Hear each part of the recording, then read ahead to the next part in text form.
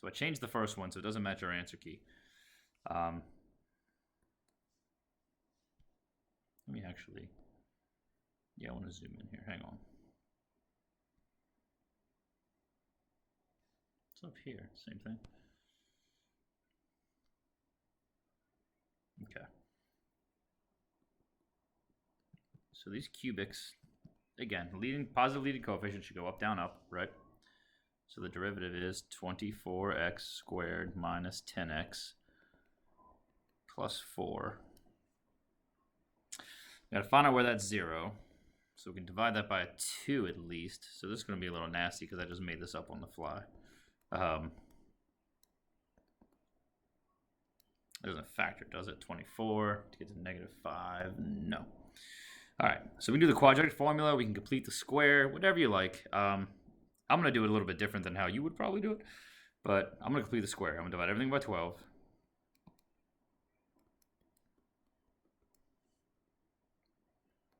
That makes this a 6th here. Oh, does not have any zeros at all. All right, we'll see. Okay, what's down here? Let me make sure I'm not messing this up. It's 24x squared, definitely, minus 10x plus 4. Looks good. Should divide it by 24, but divide by 24, that's a 1. 10 over 24 is 5 over 12. 4 over 24 is 1/6. Okay, so what we're going to do to complete the square here, and you can do quadratic formula just as easily. It'll work too, okay? I just think these numbers are a little big. We're going to divide this by 2. So that's -5 over 24, and then we got to square it. So it's going to be plus 25 over, what's 24 squared? I don't know. 24 by 20 is 480, right? And then we need 4 more 24s. What's that, 96? So that's 6, 7, boom, 576 sounds about right. Okay. That means we need to add that over here as well. Again, all I'm doing is solving this, guys. If you want to do the quadratic formula, go ahead. But this thing factors into x minus 5 over 24 squared. And we're going to get this over here. 6 into 576 is kind of a pain in the butt. Does 6 go into 576? Watch it not. It's 11 plus 7 is 18. 6 goes into that, and it's even. 6 does go into that. How many times? Almost 100, right? Because that'd be 600, but we're listing 4. So is it 94? It's 94. Okay. So this is negative 94 over 5. Mr. Smith? Yeah. I'm sorry, but would it be 96? Would it be 90? Yes, you're right. Thank you. Boom. I saw the 4 to the 24. Yep, 96. But either way, this is going to be a negative value, right? Yes, yes, yes. You take 25 away from that. That's going to give you 71. Yeah, this is negative 71 over 576. So all that means is these roots are imaginary. Okay? Which means there's no solution to that. Cool. So there are no zeros. And all that means for our first derivative number line, which is totally fine, is that it's always positive. So this is always increasing. So now I drew the cubic like this, right? Up, down, up. But sometimes when you graph a cubic, it just goes up like this the whole time. So that's what's happening here. That's fine. And then the second derivative, boom, boom, is going to be, what is that, 48x minus 10. And that's not too bad, because you get 10 over 48 as your answer to that, and you can reduce that down to 5/24. You can make a number line for that. You're going to find that if you plug in something less than that, like 0, you get negative, and bigger than that, like 1, you get positive. But this is my second derivative number line, so that tells me we're concave down here, concave up here. All right, so if you want to list all of our junk out, the critical numbers, there are none. Increasing always, so from negative infinity to infinity. Those are infinity symbols, very sloppy. It's decreasing, never. And then we have no relative max or mins.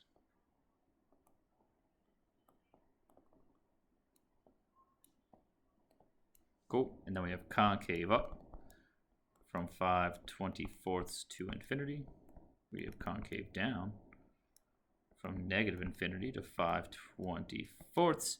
And we have a point of inflection at 5/24 something. This is even too much for me to plug in, kids. I'm not going to cube 5/24 times 8. So we'll just say at x equals 5/24 for this. Again, to find the y value, we would just plug it in. It's not crazy hard, but it's a little bit of work. Okay? All right, let's talk about number 2. I don't know why this a is here. That's not supposed to be there.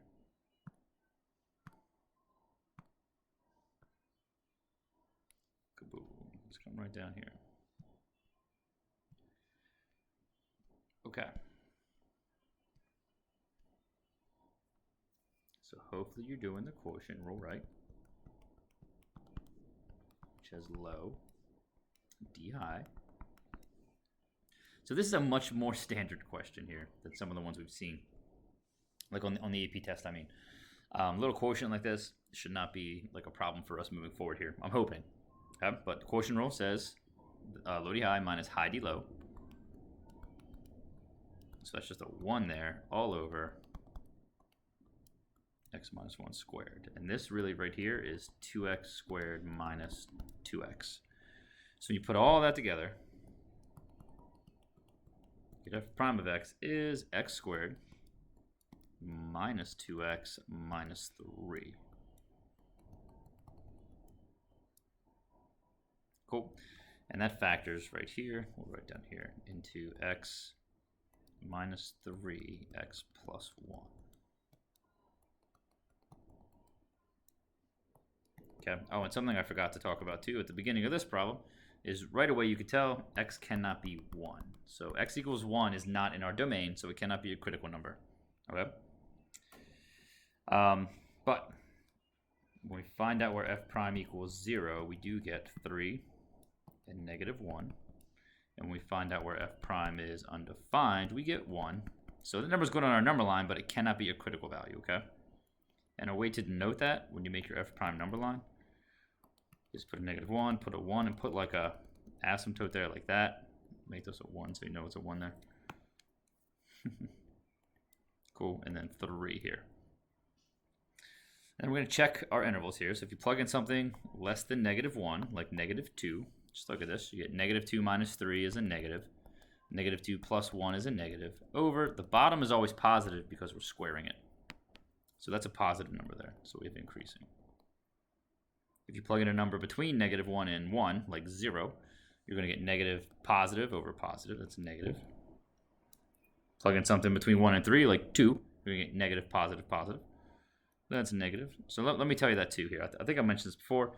Because the x minus 1 is squared, it's an asymptote, but it behaves kind of like a double root in that at 1, notice how it's negative on this side and negative on this side. That's what's happening because of that squared. It doesn't change sign there. At 3, it is going to change sign, but you can check. Plug in 5. You get positive, positive, positive. Okay. If you understand what I'm saying about that not changing sign from here to here because of the squared, let me know. And ultimately, you're just plugging in and checking, but like, you can kind of see what's going to happen just by looking at that answer there. All right, so we get that, and then we got to find the second derivative. So let's do that over here. I'm going to derive this version right here, not the factored version, because that's easier for me. So, and I'm also taking note, the denominator is something squared. So when I get over here, I'm going to be able to cancel out an x minus 1. Okay? So, it's low d high minus high d low, which is 2x minus 1 all over low squared. So we get x minus 1 to the 4th. And like we've seen happen before, we have an x minus 1 here, we have an x minus 1 here, we have an x minus 1 here. So we can cancel out the smallest exponent of those, which is the first power, which is this one. So this one goes away. Goodbye. This squared becomes a first power, and this 4th becomes a 3rd power. So f double prime is really, now we can just FOIL this out. This is 2x squared minus 2x minus 2x, that's minus 4x plus 2, minus 2x squared plus 4x plus 6 is what that boils down to if you expand that out. If you're watching, again, let me know if I mess this up. I'm going a little quick because I'm imagining you're done this one already. I'm just hoping to check all your work. So the x squareds cancel, the 4x's cancel. We just get 8 over x minus 1 cubed. How nice is that? All the way down to that. Okay, and that's my second derivative. So the only thing that goes in my number line for this is a 1. So you can write that out if you want, but we really just want this number line, a 1. If you plug in something less than 1, you're going to get negative, which indicates concave down. And greater than 1, you get positive, concave up. Cool. So that's what we really need. Those two number lines tell us all this stuff. So we have critical numbers at x equals -1 and 3. Remember, not 1 because there's a vertical asymptote there. We have increasing from -infinity to -1 union with 3 to infinity. We have decreasing from, now we can break these up, -1 to 1, union 1 to 3. We have a relative min, or max, we'll do max first, at -1 something, right? Because this says the graph goes up, then down, and over here it says the graph goes down, then up. So we have a relative min at 3 something. We got to plug those in. So if we plug -1 into our function up here, you get 4 over -2. So it's -2. And if you plug in 3, you get 12 over 2, which is 6. So again, this is something here that like you guys should have done this already, and you should be getting all of these. This is a relatively, again, the grand scheme of this, like a little bit simpler than some of the other things we've done. But very standard question for the AP exam. Then we have concave up from 1 to infinity. And on the AP exam, they would not ask for all of this information. Oops. They would ask for like one piece. Like, where is this thing concave up? Or where are the inflection points? All right. And that's at 1. Oh, no, there are none. Because 1, so see, I almost messed up. 1 is a vertical asymptote here, right? So there's no inflection points. So it does change concavity at 1. But there's an asymptote there. And if you graph this function, it looks like this. There's an asymptote at 1. The y-intercept is -3. It comes up like this and goes down. And it comes down like this and goes up. Cool. I guess it starts going down to -1 because that's where the max was, right? So it goes up to -1 and then down. Something like that. Cool. And this y value, or this x value out here is 3. Okay, and there's a vertical asymptote here. So you can see it's concave down, concave up, just like it's supposed to be. All right, okay? 3 is very similar. Actually, these are all just like quotients. These are all really similar. But I'll knock them out. Let's go. So this third one has vertical asymptotes at, get out of here, 2 and -2. So those numbers are not going to be points on my graph, okay? But f prime is low, d high, which I wrote backwards, but low d high, same thing, minus high, d low, all over low squared. And that's going to simplify all the way down. 2x cubed minus 2x cubed goes away, so we just have -8x over x squared minus 4 squared. So the numbers that are going on my number line there, from the numerator we get 0, and that's going to be a critical value. And from the denominator we get -2 and 2, which are not critical values. Okay? Plug in something less than -2, like -5, the numerator is positive. Over the denominator squared again, so that's always positive. So we have this increasing. If you plug in -1, you get the same thing, positive. The reason why it's not changing sign there is because the -2 came from this. Okay, but we're squaring that, so that's why it's not changing sign. At 0, if you plug in a positive value, you're going to get negative over a positive. And then this one's negative also. So this says decreasing, decreasing, and this one says increasing. Okay? The second derivative, also not too bad, is negative 8 times x squared minus 4 squared minus negative 8x times, when you derive the denominator, you get 2 x squared minus 4 times 2x. All over the denominator squared, which gives us x squared minus 4 to the 4th. Same thing happens here.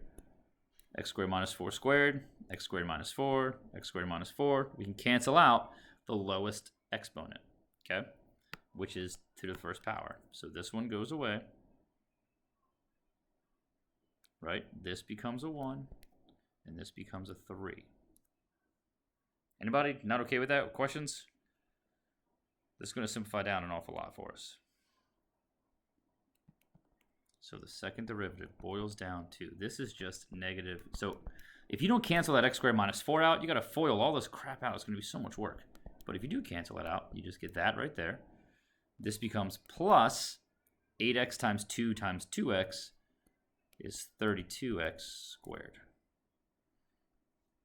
Okay, so we really get 24x squared plus 32 over x squared minus 4 cubed. And because the numerator is x squared plus a number, that's always positive. Like that never gives us any zeros. So the only numbers going on my number line here are negative 2 and 2. Again, the numerator is always positive, okay? Because you're squaring and then adding something. If you plug in something less than negative 2, this is always positive. This is also going to be positive. So it tells us concave up. If you plug in 0, you get positive over a negative. A negative cubed is a negative. It's concave down, and something greater than 0, you get that, concave up. But remember, vertical asymptotes here and here. So we have the only critical number is x equals 0. We have increasing from negative infinity to negative 2, union with negative 2 to 0.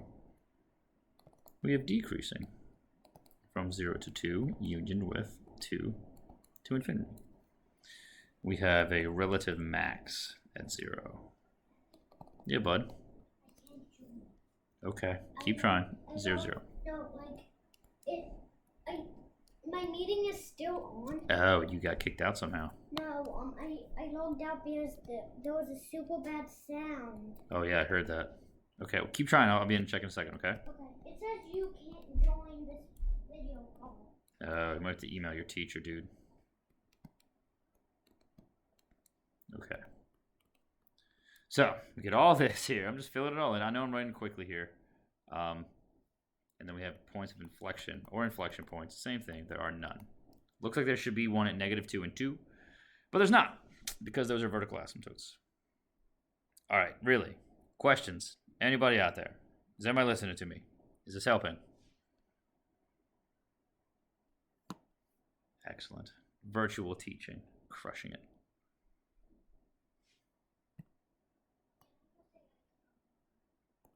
Keep going. All right. Just to verify what this looks like up here, for this one we just did, we knew there were vertical asymptotes at negative 2 and 2.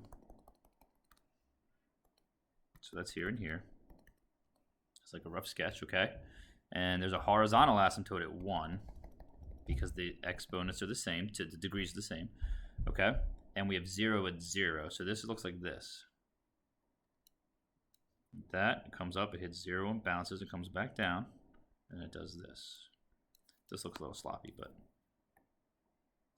but again, just verifying, check this out. Concave up, concave down in the middle, and look at our increasing stuff. It's increasing here until negative 2, then it breaks, and then it increases until 0. Then it decreases, it matches this number line perfectly. All right, let's talk about number 4. So we're going to do very similar things. We got the square root, which adds a little fun twist. But quotient rule first. So we get low d high, which is times of 3, minus high d low. And the derivative of that square root is 1 over 2 times the same square root times the derivative of the argument, the inside thing. What? No, why do you keep asking me that? Get out of here. Okay. Dude, it's 10:20 in the morning. You don't need a soda. All right, and you square the denominator. So questions on that right there. Now I'm hoping, I think when we first saw something like this looks scary. But now that we've done this a handful of times, I'm hoping you're keying in on this fact over here, right? There's a fraction here. We got to get rid of that thing. So, first off, we can cancel out those 2's. You don't need to do that right away, but it works. And we're going to multiply by the little denominator we do not want to see, which is this. Again, we have low d high minus high d low. This distributes to both of them. Boom, boom, boom. When you multiply it times the first thing there, the high d low, the square roots combine and you square the square root basically. So you really get x squared plus 5 to the first power. But you're multiplying it by 3, which we'll do later. When you multiply to here, that cancels out that denominator. You don't even write it. It just cancels out the denominator. So the only thing left there is 3x squared. And in the denominator, we're going to get this to the 3/2 power because we have it here to the first. Okay, and we're adding in another half power. So what that boils all the way down to, once you get rid of that complex fraction, much, much nicer looking. 3x, this is really 3x squared plus 15. So 3x squareds cancel, and the only thing left on top is a 15. So the only thing that we have is 15 over x squared plus 5 to the 3/2. And it turns out the numerator is never 0 because it's 15. And the denominator is never 0 because it's x squared plus something. So if you made a number line for this, there's no numbers to put on it. It's always positive. Again, 15 is positive and x squared plus something is positive. Like the 3/2 power doesn't change that. All right. So now we got to find the second derivative, but I keep highlighting things here that I'm hoping you're seeing. Because the fraction I'm about to derive, f prime, the numerator is just a constant, I'm not going to do the quotient rule. You can, it'll work. I think it's easier to mess it up. I'm going to rewrite it like that. That's the same thing. So that when I do the second derivative, which I'll do right here, I just do the power rule. It's really the chain rule, right? But you're going to do negative 3/2 times 15. That's negative 45/2 x squared plus 5 to the negative 5/2 times the derivative of the inside, which is 2x. All right? And we're going to put all that together. So here's what happens. X squared plus 5 to the negative 5/2 is definitely going to go down the bottom, right? So that's that thing. But then we have negative 45/2 times 2x. The 2's cancel, is all. So you really have negative 45x. And then when you make your number line, the only number going on there is 0, and that comes from the numerator. Again, the denominator is x squared plus something, never ever 0. When you plug in a negative value, you get a positive over a positive, which happens to be positive. When you plug in a negative, you get negative concave down. So, those are two number lines. Nothing really crazy. I'm just going to write what's happening here. So it's increasing from negative infinity to infinity. It's not decreasing. There's no max and mins, nothing like that. Okay? We have that it's concave up from negative infinity to 0. We have that it's concave down from 0 to infinity. And we have a point of inflection at, yeah, buddy, 0 comma something. How was Elliot 0. done? And He's not. still on. Go tell him to come back in, please. Tell him to try again, okay? All right, so questions on what we just did there. Oh, wait, I boxed all wrong stuff. There we go. Okay? All right, so look, y'all. I'm going to finish 5 and 6. You know, as always, you are welcome to get out of here. I'll finish these up. I've got to upload this to YouTube and then drop a link into Canvas, okay? But if you want to stick around and go over this, please do. Let's do number 5. And really, I keep saying this, and I'm not hearing anything from anybody. If you have questions, please, please, please, please, please let me know. All I want to do is help you understand all this stuff.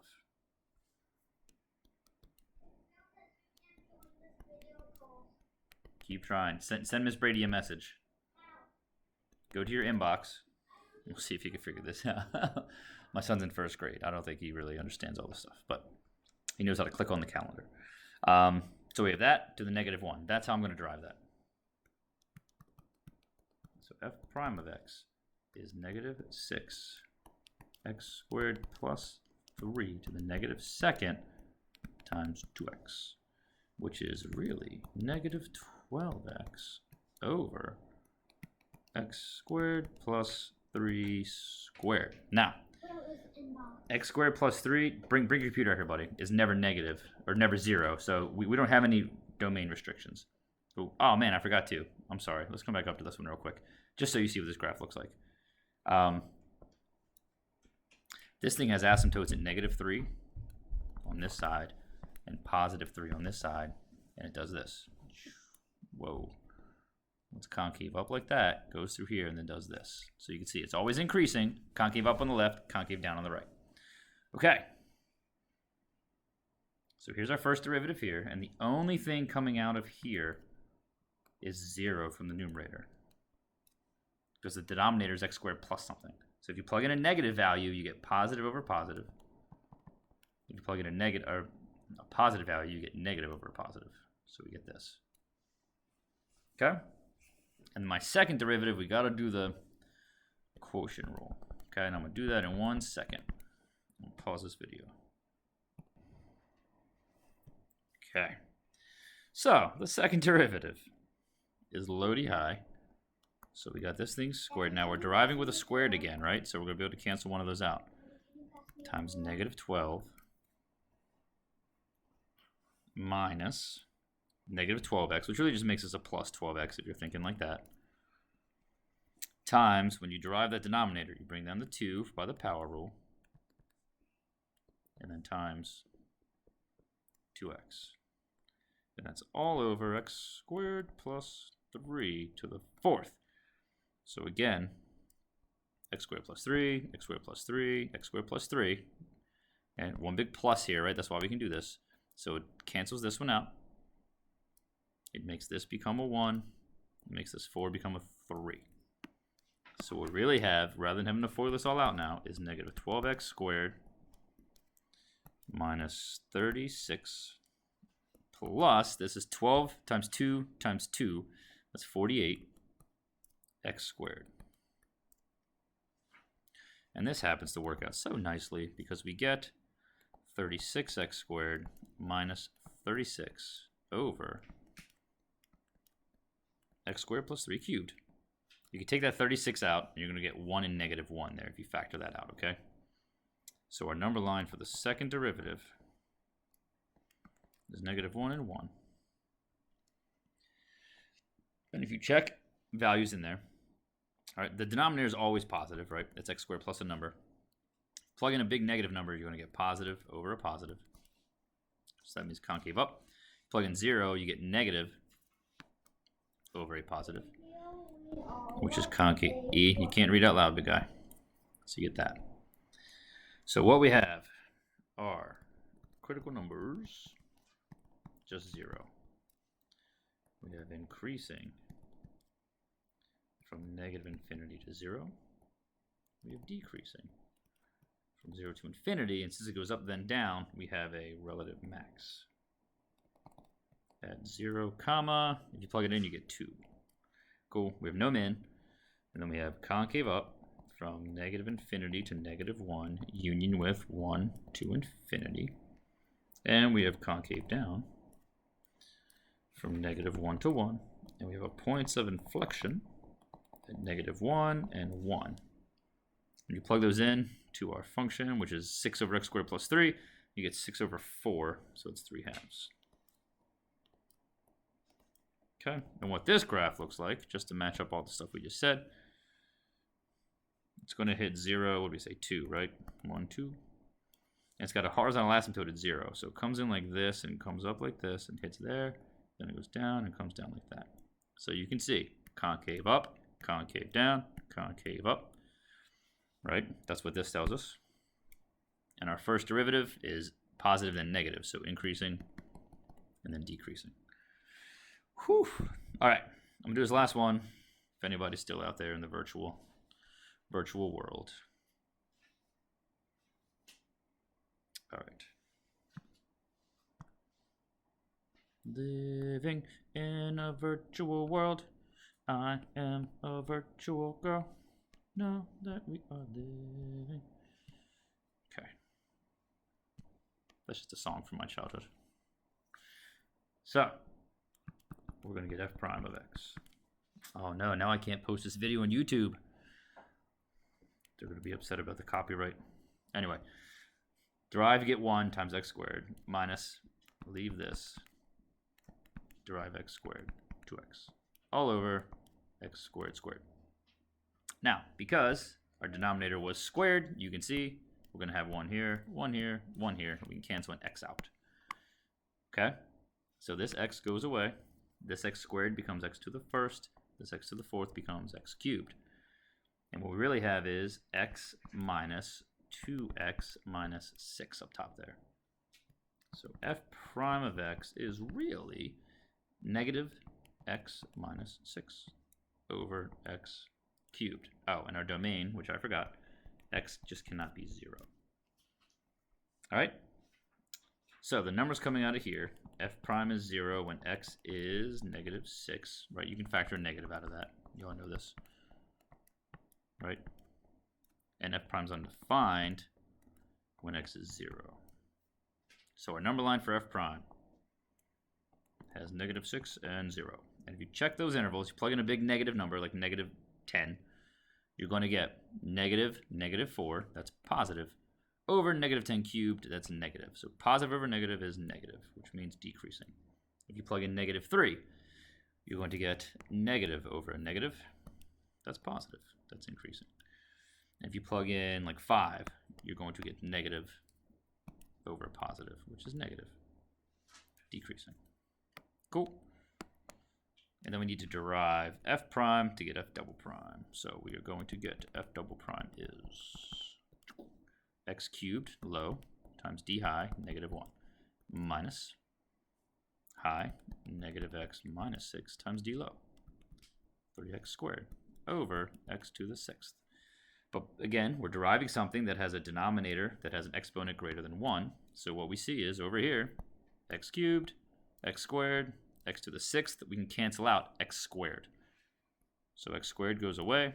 This cubed becomes x to the 1st, and this 6th becomes x to the 4th.